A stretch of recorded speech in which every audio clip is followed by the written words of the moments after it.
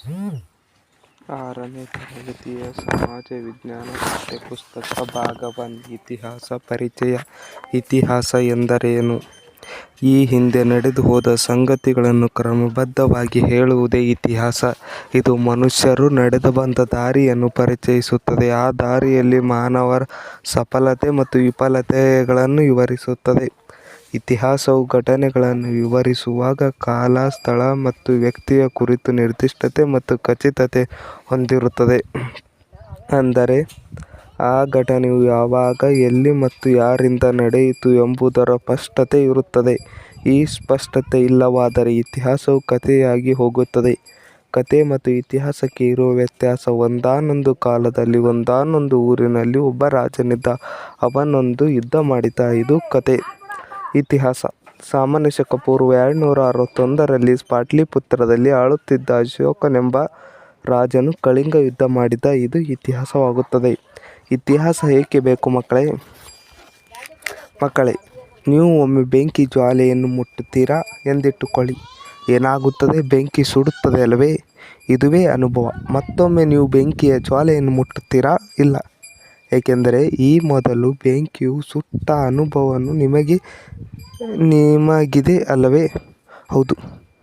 ಇದನ್ನೇ ನೆನಪು ಅಥವಾ ಜ್ಞಾಪನ ಶಕ್ತಿ ಇಲ್ಲವೇ ಸ್ಮರಣ ಶಕ್ತಿ ಎಂದು ಕರೆಯುತ್ತೇವೆ.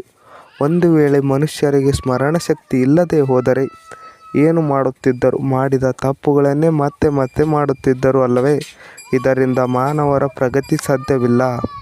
ಹಾಗಾದರೆ ಮನುಷ್ಯರ ಪ್ರಗತಿಗೆ ಸ್ಮರಣ ಶಕ್ತಿ ಇದ್ದಂತೆ ಒಂದು ಸಮಾಜ ಅಥವಾ ಒಂದು ದೇಶದ ಪ್ರಗತಿಗೆ ಸ್ಮರಣ ಶಕ್ತಿ ಇರಬೇಕಲ್ಲವೇ? ಹೌದು, ಇರಬೇಕು. ಹಾಗಾದರೆ ಯಾವುದು ಸಮಾಜಕ್ಕೆ ಅಥವಾ ದೇಶಕ್ಕೆ ಇರಬಹುದಾದ ಸ್ಮರಣ ಶಕ್ತಿ? ಅದು ಇತಿಹಾಸ. ಹೌದು, ಮನುಷ್ಯನಿಗೆ ಸ್ಮರಣ ಶಕ್ತಿ ಇದ್ದಂತೆ ಒಂದು ಸಮಾಜಕ್ಕೆ, ರಾಜ್ಯಕ್ಕೆ, ದೇಶಕ್ಕೆ ಅಷ್ಟೇ ಏಕೆ, ಈ ಜಗತ್ತಿಗೆ ಇತಿಹಾಸವೇ ಸ್ಮರಣ ಶಕ್ತಿಯಾಗಿದೆ. ಇತಿಹಾಸವು ನಮ್ಮ ಪೂರ್ವಿಕರ ಕೈಗೊಂಡ ಒಳ್ಳೆಯ ಮತ್ತು ತಪ್ಪು ತೀರ್ಮಾನಗಳಿಂದ ಅನುಭವಿಸಿದ ಸುಖ ದುಃಖಗಳನ್ನು, ತೊಂದರೆಗಳನ್ನು ತಿಳಿಸುತ್ತದೆ. ಅಲ್ಲದೆ ಮುಂದಿನ ತೀರ್ಮಾನಗಳನ್ನು ಕೈಗೊಳ್ಳುವಾಗ ಎಚ್ಚರಿಸುತ್ತದೆ.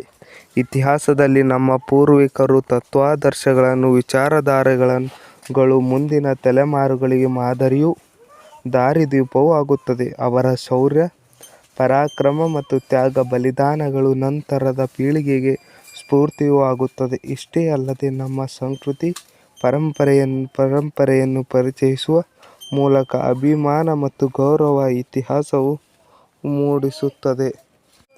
ಇಷ್ಟು ಅಮೂಲ್ಯವಾದ ಇತಿಹಾಸವನ್ನು ಹೇಗೆ ರಚಿಸಬೇಕು ಎಂಬುದನ್ನು ಜಗತ್ತಿಗೆ ಮೊಟ್ಟ ಮೊದಲು ತೋರಿಸಿಕೊಟ್ಟವರು ಗ್ರೀಕ್ ದೇಶದ ಹೆರೋಡೋಟಸ್. ಆದ್ದರಿಂದ ಅವರನ್ನು ಇತಿಹಾಸ ಪಿತಾಮಹ ಎಂದು ಕರೆಯಲಾಗುತ್ತದೆ. ಇತಿಹಾಸದ ಪಿತಾಮಹ ಹೆರೋಡೋಟಸ್. ಆಧಾರಗಳು. ಇತಿಹಾಸ ರಚಿಸುವವರನ್ನು ಇತಿಹಾಸಕಾರರು ಎನ್ನುತ್ತಾರೆ. ಇವರು ಇತಿಹಾಸವನ್ನು ನಿರ್ದಿಷ್ಟವಾಗಿ ಮತ್ತು ಖಚಿತವಾಗಿ ಹೇಳಲು ಸಾಕ್ಷ್ಯಾಧಾರಗಳನ್ನು ಬಳಸಿಕೊಳ್ಳುತ್ತಾರೆ. ಆದ್ದರಿಂದ ಆಧಾರವಿಲ್ಲದೆ ಇತಿಹಾಸವಿಲ್ಲ ಎಂದು ಹೇಳಲಾಗದು. ಹಾಗಾದರೆ ಇತಿಹಾಸದ ಆಧಾರಗಳು ಯಾವುವು ಎಂಬ ಪ್ರಶ್ನೆ ನಿಮ್ಮಲ್ಲಿ ಮೂಡಬಹುದು. ಇತಿಹಾಸದ ಆಧಾರಗಳಲ್ಲಿ ಪ್ರಮುಖವಾಗಿ 2 ವಿಧಗಳಿವೆ: ಸಾಹಿತ್ಯ ಆಧಾರಗಳು, ಪುರಾತತ್ವ ಆಧಾರಗಳು. ಸಾಹಿತ್ಯ ಆಧಾರಗಳು. ಇತಿಹಾಸದ ಹಿನ್ನೆಲೆಯಲ್ಲಿ. ಸಾಹಿತ್ಯ ಎಂದರೆ ಬರವಣಿಗೆ ಅಥವಾ ಬಾಯಿಂದ ಬಾಯಿಗೆ ಹರಿದು ಬಂದ ಸಂಗತಿಗಳು. ಇವುಗಳಲ್ಲಿ 2 ವಿಧಗಳಿವೆ: 1 ಲಿಖಿತ ಸಾಹಿತ್ಯ, 2 ಮೌಖಿಕ ಸಾಹಿತ್ಯ. ಲಿಖಿತ ಸಾಹಿತ್ಯವನ್ನು ದೇಶೀಯ ಸಾಹಿತ್ಯ ಅಥವಾ ವಿದೇಶಿ ಸಾಹಿತ್ಯಗಳೆಂದು ವಿಂಗಡಿಸಬಹುದು. ಮೌಖಿಕ ಸಾಹಿತ್ಯವು ಜನಪದ, ಗೀತೆ, ಕಥೆ, ಲಾವಣಿ, ಇತಿಹಾಸ ಮೊದಲಾದವುಗಳನ್ನು ಒಳಗೊಂಡಿರುತ್ತದೆ.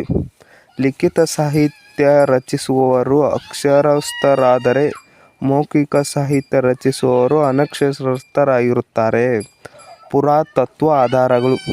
ಹಿಂದಿನ ಮಾನವರು ನಿರ್ಮಿಸಿದ ಮತ್ತು ಬಳಸಿದ ಭೌತಿಕ ವಸ್ತುಗಳ ಅವಶೇಷಗಳೇ ಪುರಾತತ್ವ ಆಧಾರಗಳು. ಭೂಮಿಯ ಒಳಗೆ ಹುದುಗಿ ಹೋಗಿರುವ ಅವಶೇಷಗಳನ್ನು ಉತ್ಖನನದ ಮೂಲಕ ಹೊರತೆಗೆಯಲಾಗುವುದು ಪುರಾತತ್ವ ಆಧಾರಗಳ ವ್ಯಾಪ್ತಿಗೆ ಮಡಕೆ, ಚೂರುಗಳು, ನಾಣ್ಯಗಳು, ಶಾಸನಗಳು, ಸ್ಮಾರಕಗಳು ಮತ್ತಿತರ ಅವಶೇಷಗಳು ಒಳಪಡುತ್ತವೆ. ಉತ್ಖನನ ಎಂದರೇನು? ಮಾನವನ ಪ್ರಾಚೀನ ಅವಶೇಷ ಅಥವಾ ಪಳೆಯುಳಿಕೆಗಳನ್ನು ಹೊರತೆಗೆಯಲು ನಡೆಸುವ ವೈಜ್ಞಾನಿಕವಾದ ಭೂ ಅಗೆತ. ಬ್ರಷ್, ಕರುಣೆ, ಚಾಕು, ಮರದ ದಬ್ಬಾಳಗಳಂತಹ ಮೊನಚಾದ ಸಾಧನಗಳನ್ನು ಬಳಸಿ ನಿಧಾನವಾಗಿ ಮಣ್ಣಿನ ಪದರಗಳನ್ನು ಸರಿಸುತ್ತಾರೆ. ಆ ಮಣ್ಣಿನಲ್ಲಿ ಸಿಗುವ ಮಡಿಕೆ, ಚೂರು, ನಾಣ್ಯ, ಮಣಿ, ಹರಳು, ಎಲುಬು ಮುಂತಾದ ಅವಶೇಷಗಳನ್ನು ಹೊರತೆಗೆದು ಅಧ್ಯಯನಕ್ಕೆ ಒಳಪಡಿಸುತ್ತಾರೆ. ಇತಿಹಾಸ ಆಧಾರಗಳು, ಸಾಹಿತ್ಯ ಆಧಾರಗಳು, ಪುರಾತತ್ವ ಆಧಾರಗಳು. ಸಾಹಿತ್ಯ ಆಧಾರದಲ್ಲಿ ಎರಡು ಪ್ರಕಾರ: ಲಿಖಿತ ಸಾಹಿತ್ಯ, ಮೌಖಿಕ ಸಾಹಿತ್ಯ. ಲಿಖಿತ ಸಾಹಿತ್ಯದಲ್ಲಿ ದೇಶೀಯ ಸಾಹಿತ್ಯ, ವಿದೇಶಿ ಸಾಹಿತ್ಯ. ಮೌಖಿಕ ಸಾಹಿತ್ಯದಲ್ಲಿ ಲಾವಣಿಗಳು, ಜನಪದ ಕಥೆಗಳು, ಐತಿಹ್ಯಗಳು. ಪುರಾತತ್ವ ಆಧಾರಗಳು ಗಳಲ್ಲಿ ಸ್ಮಾರಕಗಳು, ನಾಣ್ಯಗಳು, ಶಾಸನಗಳು, ಇತರ ಅವಶೇಷಗಳು. ಯುರೋಪಿಯನ್ನರು ಪರಿಚಯಿಸಿದ ಭಾರತ. ಭಾರತೀಯರಿಗೆ ಇತಿಹಾಸವು ಪುರಾಣ ಮತ್ತು ಐತಿಹ್ಯಗಳ ರೂಪದಲ್ಲಿ ಪ್ರಾಚೀನ ಕಾಲದಿಂದಲೂ ಪರಿಚಯವಿತ್ತು. ಆದರೆ ಇದು ಯುರೋಪಿಯನ್ನರು ರಚಿಸಿರುವ ಇತಿಹಾಸದ ಮಾದರಿಗಿಂತ ಭಿನ್ನವಾದದ್ದಾಗಿತ್ತು. 16ನೇ ಶತಮಾನದ ನಂತರ ಭಾರತಕ್ಕೆ ಬಂದ ಯುರೋಪಿಯನ್ನರಲ್ಲಿ ಕೆಲವು ಜೆಸೂಟ್ ಪಾದ್ರಿಗಳು ಇದ್ದರು. ಇವರು ಭಾರತೀಯರ ಜೀವನ ಕ್ರಮವನ್ನು ಅರ್ಥಮಾಡಿಕೊಳ್ಳಲು ವ್ಯವಸ್ಥಿತ ಅಧ್ಯಯನ ಕೈಗೊಂಡರು. ಅವರಲ್ಲಿ ಆಗ್ರಾದಲ್ಲಿ ನೆಲೆಸಿದ್ದ ಹೆನ್ರಿಚ್ ರೋತ್ ಎಂಬಾತನು ಇಂದಿಗೆ 350 ವರ್ಷಗಳ ಹಿಂದೆ ಸಂಸ್ಕೃತ ವ್ಯಾಕರಣವನ್ನು ಮೊದಲ ಬಾರಿಗೆ ಲ್ಯಾಟಿನ್ ಭಾಷೆಯಲ್ಲಿ ಬರೆದನು. ಒಂದು ಶತಮಾನ ಕಳೆದ ನಂತರ ಫಾದರ್ ಕಾರ್ಡಾಕ್ಸ್ ಎಂಬಾತನು ಸಂಸ್ಕೃತ ಮತ್ತು ಯುರೋಪಿಯನ್ ಭಾಷೆಗಳ ನಡುವೆ ಸಂಬಂಧವಿದೆ ಎಂಬುದನ್ನು ಮೊದಲ ಬಾರಿಗೆ ಗುರುತಿಸಿದನು. ಇದೇ ಹೊತ್ತಿಗೆ ಬ್ರಿಟಿಷರಿಗೆ ಬಂಗಾಳದ ದಿವಾನಿ ಹಕ್ಕು ಅಂದರೆ ಕಂದಾಯ ಸಂಗ್ರಹದ ಅಧಿಕಾರ ದೊರಕಿತ್ತು. ಆದ್ದರಿಂದ ಬ್ರಿಟಿಷ್ ಅಧಿಕಾರಿಗಳು ಭಾರತೀಯರೊಂದಿಗೆ ವ್ಯವಹರಿಸುವ ಸಲುವಾಗಿ ಭಾರತೀಯರ ಇತಿಹಾಸ, ಸಂಪ್ರದಾಯ, ಆಚಾರ, ವಿಚಾರ, ನಂಬಿಕೆ ಮತ್ತು ಕಾನೂನುಗಳನ್ನು ಅರ್ಥಮಾಡಿಕೊಳ್ಳಲು ಮುಂದಾದರು. ಹಲವು ಆಡಳಿತಗಾರರು ಭಾರತೀಯರ ಸಾಹಿತ್ಯ ಮತ್ತು ಸಂಸ್ಕೃತಿಯ ಕಡೆಗೆ ಆಕರ್ಷಿತರಾದರು.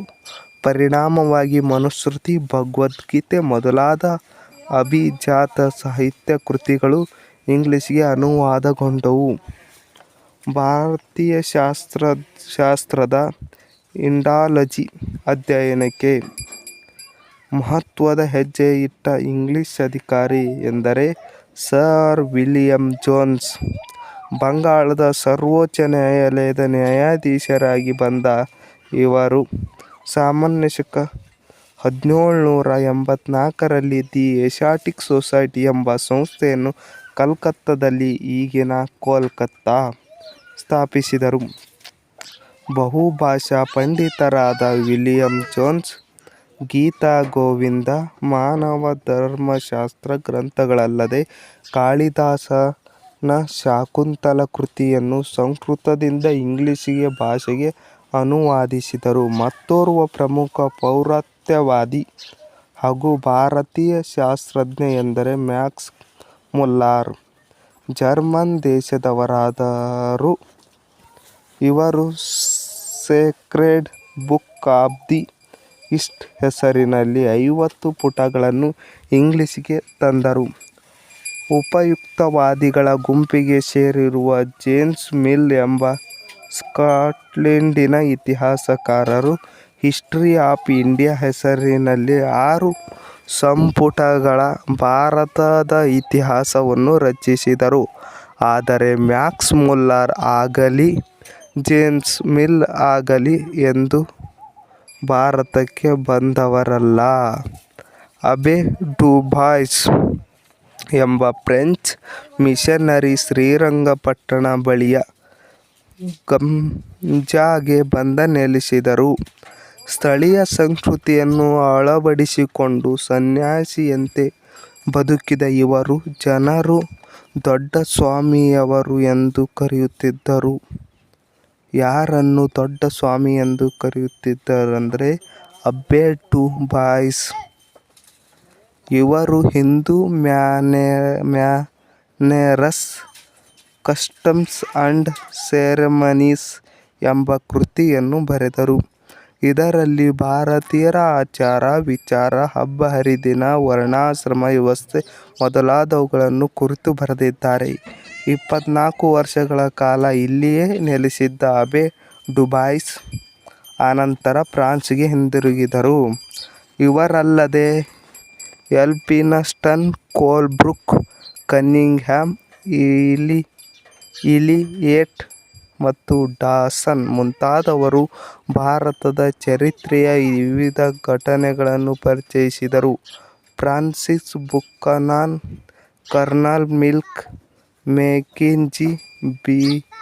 ಎಲ್. ರೈಸ್, ಪಿಲ್ಟ್ ಮುಂತಾದ ಯುರೋಪಿಯನ್ನರು ಕರ್ನಾಟಕದ ಚರಿತ್ರೆಯ ರಚನೆಗೆ ಅಮೂಲ್ಯ ಆಧಾರಗಳಾದ ಶಾಸನಗಳು, ಕೈಪಿಯತ್ತುಗಳು, ಹಸ್ತಪ್ರತಿಗಳು, ಬೈಕೈರುಗಳು ಮೊದಲಾದವುಗಳನ್ನು ಸಂಗ್ರಹಿಸುವಲ್ಲಿ ಮತ್ತು ಸಮಕಾಲೀನ ಸಂಗತಿಗಳನ್ನು ದಾಖಲಿಸುವಲ್ಲಿ ಯಶಸ್ವಿಯಾಗಿದ್ದಾರೆ. ಹೀಗೆ ಭಾರತೀಯರಿಗೆ ಹೊಸ ಮಾದರಿಯ ಚರಿತ್ರೆ ನೋಡುವ ಮತ್ತು ಕಟ್ಟುವ ಕ್ರಮವನ್ನು ಯುರೋಪಿಯನ್ನರು ಕಲ್ಪಿಸುವಲ್ಲಿ ಸಫಲರಾದರು. ಆ ಮೂಲಕ ಭಾರತೀಯರ ಆಲೋಚನಾ ಕ್ರಮವನ್ನೇ ಬದಲಾಯಿಸಿದರು.